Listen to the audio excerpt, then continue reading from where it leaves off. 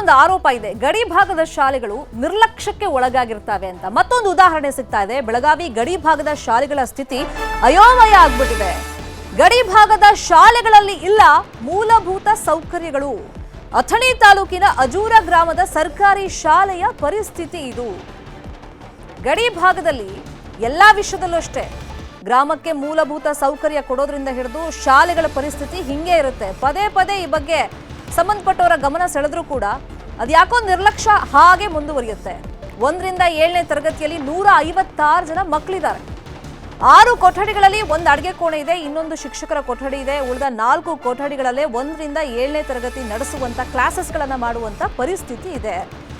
ನಿತ್ಯ 2 ತರಗತಿಗಳ ಮಕ್ಕಳಿಗೆ ಬಯಲಲ್ಲೇ ಪಾಠ ಮಾಡಬೇಕು, ಯಾಕಂದ್ರೆ ಕೊಠಡಿ ಇಲ್ಲ. ಇಡೀ ಶಾಲೆಗೆ ಒಬ್ರು ಮಾತ್ರ ಖಾಯಂ ಶಿಕ್ಷಕರಿದ್ದಾರೆ. 5 ಅತಿಥಿ ಶಿಕ್ಷಕರಿಂದ ಪಾಠ ಮಾಡಿಸುವಂತ ಗತಿ ಬಂದಿದೆ. ಶಾಲಾ ಕೊಠಡಿಗಳ ನಿರ್ಮಾಣ ಮಾಡುವಂತೆ ಮನವಿಯನ್ನ ಮಾಡ್ತಾ ಇದ್ದಾರೆ ಇಲ್ಲಿನ ಮಕ್ಕಳು ಹಾಗೇನೆ ಪೋಷಕರು. ನೋಡಿ, ಇಲ್ಲಿ ಗಡಿ ಭಾಗದಲ್ಲಿ ತುಂಬಾ ಕಡೆ ಸಮಸ್ಯೆ ಇರೋದು ಮಕ್ಕಳು ಬರಲ್ಲ ಅಂತ ಹೇಳಿ. ಇಲ್ಲಿ ಮಕ್ಕಳಿಗೇನು ಕೊರತೆ ಇಲ್ಲ, ಮಕ್ಕಳು ಇದ್ದಾರೆ, ಆದ್ರೆ ಶಿಕ್ಷಕರ ಕೊರತೆ ಇದೆ, ಕೊಠಡಿಗಳ ಸಮಸ್ಯೆ ಇದೆ, ಶಾಲೆಯಲ್ಲಿ ಮೂಲಭೂತ ಸೌಕರ್ಯದ ಕೊರತೆ ಇದೆ. ದೃಶ್ಯದಲ್ಲಿ ನೋಡ್ತಾ ಇದ್ದೀವಿ ಎಷ್ಟು ಗಲೀಜಾಗಿದೆ, ಮತ್ತೆ ಆ ಕಟ್ಟಡ ಸಂಪೂರ್ಣವಾಗಿ ಶಿಥಿಲಾವಸ್ಥೆ ತಲುಪಿಬಿಟ್ಟಿದೆ. ಇದು ಅಡುಗೆ ಕೋಣೆ, ಮತ್ತೆ ಪಾಠ ಮಾಡಕ್ಕೆ ಕೊಠಡಿಗಳಿಲ್ಲ. ಅಲ್ಲಿ 1ರಿಂದ 7ನೇ ತರಗತಿಯ ಪರಿಸ್ಥಿತಿ ಇದು. ತಮ್ಗೆ ಏನು ಬೇಕು ಅಂತ ಮಕ್ಕಳಿಗೆ ಗೊತ್ತಿದೆ, ಅಧಿಕಾರಿಗಳಿಗೆ ಯಾಕೆ ಅರ್ಥ ಆಗ್ತಿಲ್ಲ ಗೊತ್ತಾಗ್ತಿಲ್ಲ. ಹಾಗಾದ್ರೆ ಮಕ್ಕಳ ಬೇಡಿಕೆ ಏನು, ಮನವಿ ಏನು ನೋಡೋಣ.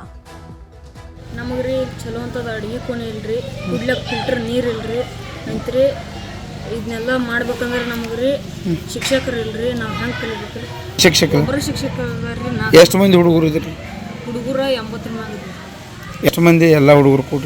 95 ಹುಡುಗರು. 95 ಹುಡುಗರು. ವರ್ಗ ಕೋಣೆ ಸಮಸ್ಯೆ ಐತ್ರಿ, ಶಿಕ್ಷಕರ ಸಮಸ್ಯೆ ಐತ್ರಿ, ಅಡಿಗೆ ರೂಮ್ ಸಮಸ್ಯೆ ಐತ್ರಿ, ಕುಡ್ಲಕ್ಕೆ ಕಂಪೌಂಡ್ ಇಲ್ಲ, ವ್ಯವಸ್ಥಿತ ಕಂಪೌಂಡ್ ಗೇಟ್ ಇಲ್ರಿ, ಐತ್ರಿ ವ್ಯವಸ್ಥೆ ಬರಲ್ರಿ ಚಲೋ ತಂದ್ರಿ ದಿನ.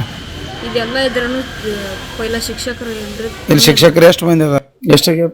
ಕನ್ನಡ ಎಲ್ಲ ಆಗ್ಯಾವ್ರಿ, ಗಣಿತ ಎಲ್ಲ ಆಗ್ಯಾವ್ರಿ, ಇದು ಪಟ್ಟೋದವ್ರಿ, ಸಮಾಜ 3 ಪಟ್ಟೋದ್ರಿ. ಚಲೋ ಐತ್ರಿ.